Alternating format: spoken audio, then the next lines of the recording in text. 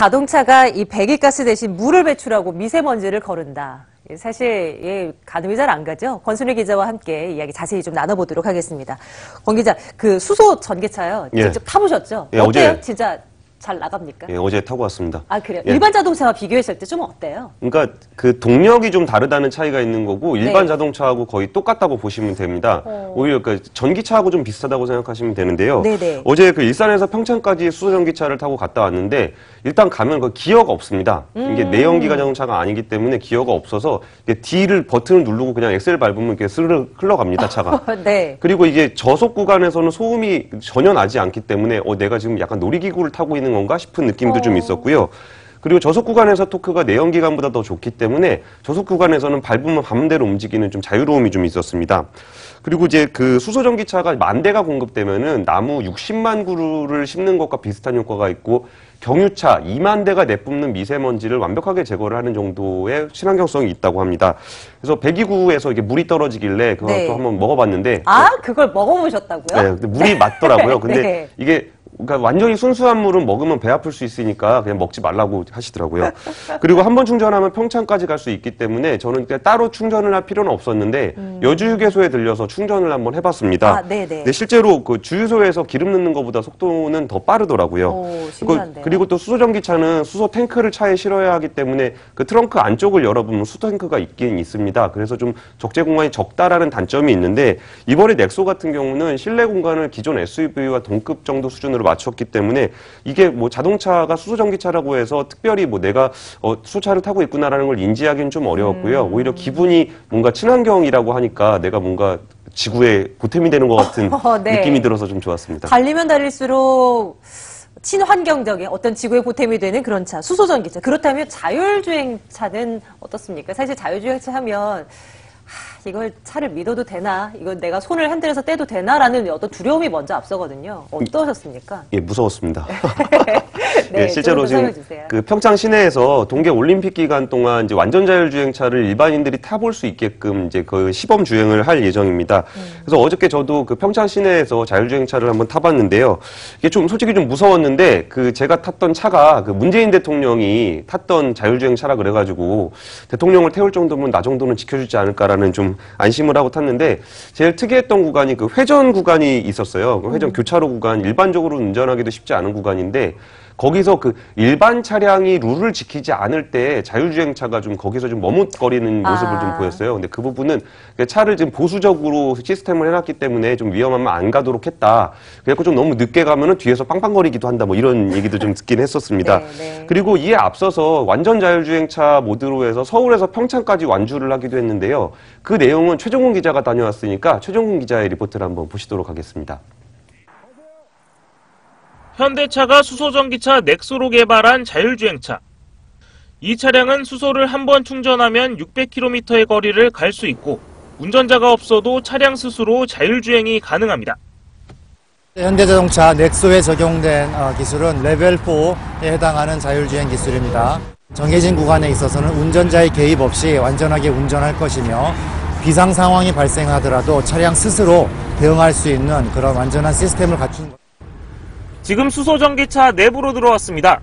이렇게 운전대 옆에 있는 크루즈 버튼과 세트 버튼을 누르면 자동차 스스로 핸들을 돌려 자율주행을 시작합니다. 평창을 목적지로 자율주행을 시작한 수소전기차가 서울 톨게이트에 다다르자 속도를 줄여 하이패스 차로를 통과합니다. 1차로에 차가 없는 것을 감지하자 이번엔 차선을 바꿔 제한속도까지 속도를 올립니다.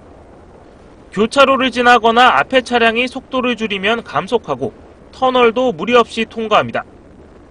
자율주행을 시작한 지 2시간 30여 분 만에 대관령 톨게이트에 무사히 도착한 수소전기차. 궁극의 친환경차로 꼽히는 수소전기차로 자율주행에 성공한 것은 현대차가 세계 최초입니다.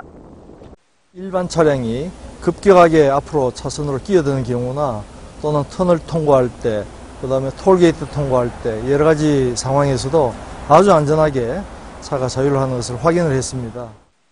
현대차는 평창 동계올림픽 기간 동안 강원도 시내에서 수소 자율주행 체험 차량을 운행하고 2021년까지 스마트시티 내에 도시명 자율주행 시스템을 상용화할 계획입니다. 머니투데이 방송 최종근입니다. 자율주행차, 친환경차, 수소전기차, 친환경차에 대한 이야기를 나눠보고 있는데요. 권 기자, 이제 이런 차들 누구나 이용할 수 있는 그런 시대가 진짜 온 거 맞습니까? 예, 누구나 다 이용을 할 수 있는데 생각했던 것만큼 원활하긴 조금 어려울 수도 있겠다는 생각이 들어요. 그러니까 수소전기차 자체는 그 자체로는 이미 완성이 됐습니다. 그래서 주행거리도 굉장히 길고 전기차가 일반적으로 지금 나와 있는 전기차와 이제 성능도 거의 비슷하고요. 실제로 주행을 해봤을 때는 전혀 이렇게 느낌이 이게 수소로 가는 건지 기름으로 가는 건지 그거를 굳이 구분할 필요가 없는 정도 수준까지는 됐습니다. 그리고 그 안전성 같은 경우에도 수소 탱크에다 총을 쏴본다거나 아니면 차로 뒤를 박아가지고 탱크가 터지는지 안 터지는지를 확인한다거나 이런 부분에 대해서는 워낙 우려가 많기 때문에 그런 실험들은 이제 충분히 많이 진행이 돼 있습니다. 근데 그리고 이제 디자인 같은 경우에도 넥소 디자인은 최근에 나온 SUV 중에 제일 미래지향적이다라는 느낌을 주는데 실제로 보면 굉장히 예쁘게 잘 나왔어요. 그러니까 네. 자동차는 성능도 중요하고 디자인도 중요하고 내장도 굉장히 중요하잖아요. 타고 다니는 거니까. 그랬을 때 넥소의 디자인은 굉장히 좀 잘 나왔다는 평가도 받고 있어요. 근데 문제가 이제 충전소입니다. 충전소가 지금 국내에는 한 12개밖에 없는데 그 중에 한 6개 정도는 또 이제 연구용이라고 해요.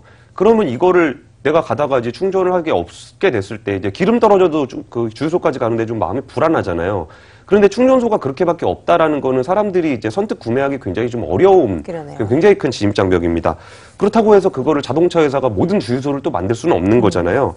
그래가지고 이제 본격적으로 올해부터는 인프라 확충을 한다고 하는데 그 방식이 좀 지자체들이 좀 더 적극적으로 하고 있는 지역, 예를 들면 울산이라든지 광주라든지 이런 지역을 중심으로 이제 마케팅 활동을 할 예정이라고 하고 일단 그 지역 근처에 충전소가 있다 그러면은 워낙 항속거리가 길기 때문에 그 지역에서 타는 데는 크게 무리가 없을 거라는 생각이 듭니다. 어쨌든 이런 충전 인프라는 어떤 정부 차원의 지원이 좀 필요할 것 같고요. 이걸 바탕으로 2022년까지 한 10,000대 정도 공급을 목표로 하고 있습니다. 그 자율주행차 역시 이게 아까 그 박소연 앵커께서 굉장히 무서워하셨는데 네. 근데 실제로 저도 좀 무섭긴 했는데 신경 안 쓰면 되거든요. 아직 익숙하지 않아서 그런 거라. 그리고 자율주행차도 그 차 자체로만 자율주행차가 완성이 되는 게 아니에요. 제가 타는 중간에도 이제 신호등이 바뀌는 거를 이제 카메라를 가지고 저 신호등을 인식을 하기도 하지만 실제로 그 교통신호가 경찰청을 거쳐서 KT를 거쳐서 다시 자동차로 돌아오는 통신망을 통해서도 신호등을 인식할 수가 있거든요. 그러면 그 자동차 하나로만 완성이 되는 게 아니고 저 신호등이라는 공간에서 통신을 쏘는 거 그리고 자동차가 통신을 받는 거 이런 것들도 굉장히 중요하니까 자율주행차는 또 그 맵이 굉장히 중요한데 그 평창 시내에서만 가능한 이유 중에 하나가 그 모든 가드레일이라든지 아니면 지형 지물이라든지 이런 것들이 굉장히 고정밀 맵으로 돼 있어요. 그럼 맵을 만드는 기술은 사실 자동차 회사만 할 수 있는 역할은 아니잖아요. 그렇죠. 그럼 자동차 회사가 그 자율주행차를 개발하는 것과 동시에 그런 기반 시설들이 같이 확충이 돼야 완벽한 자율주행차를 만들 수가 있습니다. 그래서 지금 나와 있는 수소전기차라든지 자율주행차가 자동차 자체로는 어느 정도 상용화가 가능한 정도 수준까지 올라와 있는데 나머지 자동차를 둘러싼 그런 기반 시설들이 다 확충이 돼야 일반인들이 진짜 안심하고 그런 미래 자동차를 이용할 수 있을 것 같습니다. 이를 위해서는 정부의 노력도 굉장히 중요하겠죠. 그러네요. 아직 풀어야 할 과제가 많아 보이지만 그래도 눈앞으로 다가온 친환경차 시대 기대가 되는데요. 권순우 기자와 함께 이야기 나눠봤습니다. 말씀 잘 들었습니다.